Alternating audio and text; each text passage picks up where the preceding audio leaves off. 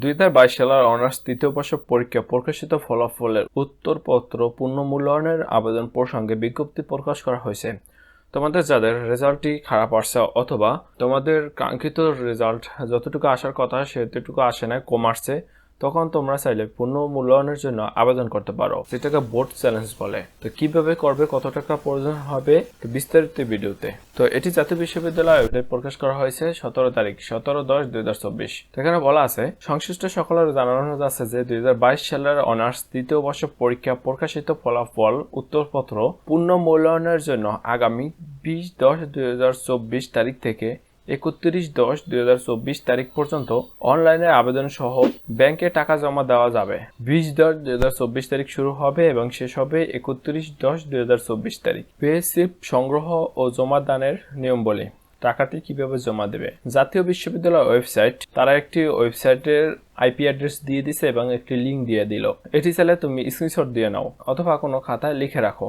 এই ওয়েবসাইটটি তোমার প্রয়োজন হবে আবেদন করতে গেলে। এই ওয়েবসাইটটি থেকে অনলাইনের আবেদন ফর্ম পূরণ ও পে স্লিপ ডাউনলোড করে নিকটস্থ সোনালী ব্যাংকের যে কোনো শাখায় মাধ্যমে নির্ধারিত সময়ের মধ্যে টাকা জমা দিতে হবে, অথবা সোনালী ব্যাংকের অনলাইন পেমেন্ট গেটওয়ে ব্যবহার করে মোবাইল ব্যাংকিং সেবা যেমন নগদ, বিকাশ, রকেট অথবা বিভিন্ন ধরনের কার্ড, যেমন কিছু কার্ডের নাম দিয়ে দিছে ডুয়েল কার্ড, ডেবিট কার্ড, তো এরকম কিছু কার্ড আছে, অথবা সোনালী ব্যাংকের হিসাবধারী নিজ হিসাব নম্বর থেকে অনলাইনে টাকা ট্রান্সফার করে আবেদন করতে পারবে। ফি জমা দানের সাথে সাথে আবেদন প্রক্রিয়া শেষ হবে। তো এখানে সোনালী ব্যাংকে যাওয়ার কোনো প্রয়োজন নাই। তোমার কাছে যদি মোবাইল ব্যাংকিং সেবা থাকে, যেমন নগদ, বিকাশ, রকেট অথবা বিভিন্ন ধরনের কার্ড, যে কোনো নগদ, বিকাশ, রকেট থাকলেও হবে, অথবা কোনো কার্ড থেকে থাকে, অথবা সোনালী ব্যাংকের হিসাবধারী নিজ হিসাব নম্বর, তোমার যদি সোনালী ব্যাংকে কোনো অ্যাকাউন্ট থেকে থাকে তাহলেও হবে। তুমি যে কোনোটা দিয়ে টাকাটি পেমেন্ট করতে পারো, তাহলে আর কিন্তু তোমার সোনালী ব্যাংকে যাওয়ার কোনো প্রয়োজন নাই। তোমার হাতে থাকা মোবাইল ফোন অথবা কম্পিউটার দিয়ে তুমি টাকাটি পেমেন্ট করতে পারো এবং আবেদন করতে পারো। আবেদন করতে কিন্তু এই লিঙ্কটি প্রয়োজন হবে।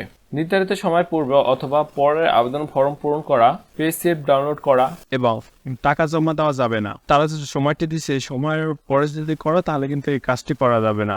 ব্যাংকিং পরিচালিতের জন্য কোনো ফর্মে টাকা জমা প্রদান করা হলে এবং পরবর্তীতে যে কোনো প্রকার জটিলতার জন্য বিশ্ববিদ্যালয় কর্তৃক দায়ী থাকবে না। তুমি যদি অন্য কোথাও টাকাটি জমা দাও এবং সেটি যদি পরবর্তীতে সমস্যা হয় তাহলে কোনো বিশ্ববিদ্যালয় কিন্তু দায়ী থাকবে না। আবেদনের কপি বা পে স্লিপ কপি বিশ্ববিদ্যালয় প্রেরণের প্রয়োজন নেই। তুমি যদি হাতে থাকা মোবাইল ফোনটি দিয়ে বা ঘরে বসে যে কোনো কম্পিউটার দিয়ে আবেদন করো, তাহলে যে স্লিপটি আছে স্লিপটি কলেজে জমা দেওয়ার কোনো প্রয়োজন নেই, তোমার কাছে থাকলেই হবে, শুধু তুমি আবেদন করলেই হবে। উল্লেখ্য, ফলাফল পুনর্মূল্যায়ন ফি প্রতিপত্র 1200 টাকা। তোমার যে কটি সাবজেক্ট আছে প্রতিটি সাবজেক্টের জন্য কিন্তু 1200 টাকা করে কেটে নেওয়া হবে। বিশেষ দ্রব্য জাতীয় বিশ্ববিদ্যালয় পরীক্ষা সংক্রান্ত অথবা যে কোনো তথ্যের জন্য www.nu.acbd ওয়েবসাইট প্রকাশিত বিজ্ঞপ্তি ব্যতীত অন্য কোনো সূত্র থেকে প্রাপ্ত তথ্য অনুসরণ না করার জন্য অনুরোধ করা হলো। ভিডিওটি ভালো লাগলে অবশ্যই ভিডিওতে একটি লাইক দেবে, কমেন্ট করবে এবং তুমি যদি আমাদের চ্যানেলে নতুন হয়ে থাকো অবশ্যই চ্যানেলটি সাবস্ক্রাইব করে পাশে থাকবে। জাতীয় বিশ্ববিদ্যালয়ের সকল তথ্য পেতে অবশ্যই চ্যানেলটি সাবস্ক্রাইব করে পাশে থাকবে। আর যদি অলরেডি চ্যানেলটি সাবস্ক্রাইব করে থাকো, অসংখ্য ধন্যবাদ।